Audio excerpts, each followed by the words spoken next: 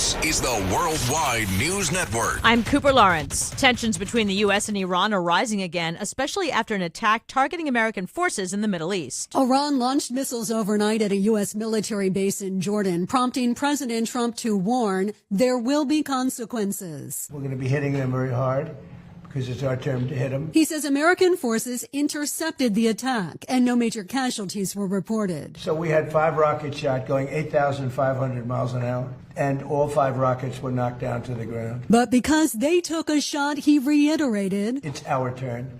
And we'll see if we get there with an agreement at some point, but we're going to hit them very hard. Stacey Lynn, Worldwide News Network, Washington. But what impact will the war in Iran have on airline costs due to higher gas prices? Aviation expert Sean Cudahy told News Nation. At the moment, I am not very optimistic about airfare. I wish I had better news. And that is, kind of regardless of what happens with the war in Iran. We just got out of a cycle where all the different airlines had their earnings calls.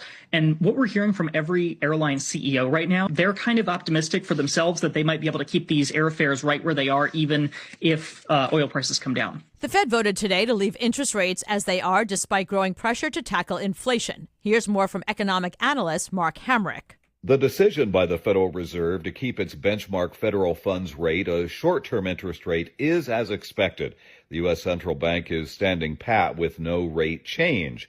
If there's any surprise here, it's that there were 3 dissenting votes of members of the policy-setting Federal Open Market Committee. They wanted a rate hike. This is what investors had largely expected. President Trump pushed Health Secretary RFK Jr. to reduce the number of recommended childhood vaccines to see if autism rates drop. But so far, this effort has been legally blocked from moving forward. News Nation's Ann Kuiman has more. A new report from the Wall Street Journal says President Trump has been irate with Secretary Kennedy and wants him to move faster to try to change childhood vaccine policy. Now, President Trump's view on autism and vaccines is reportedly driving this push. Earlier this year, Kennedy reduced the routine childhood vaccine schedule from covering 17 diseases to 11, though it is currently on hold by a federal judge. On Wall Street today, no change at the Fed. Interest rates stay at 3.5 to 3.75%. 9 members of the FOMC committee voting in favor of the status quo, 3 looking for a hike. You can't cure inflation in 9 weeks, said the boss, Kevin Walsh, but the markets felt he was lacking clarity. They'd assumed a rate hike was coming. At the closing bell, the Dow was down 2.1%, more than 1,100 points. Tomorrow, earnings come from Amazon and Apple. For the Worldwide News Network, I'm John Terrett. And this is the Worldwide News Network.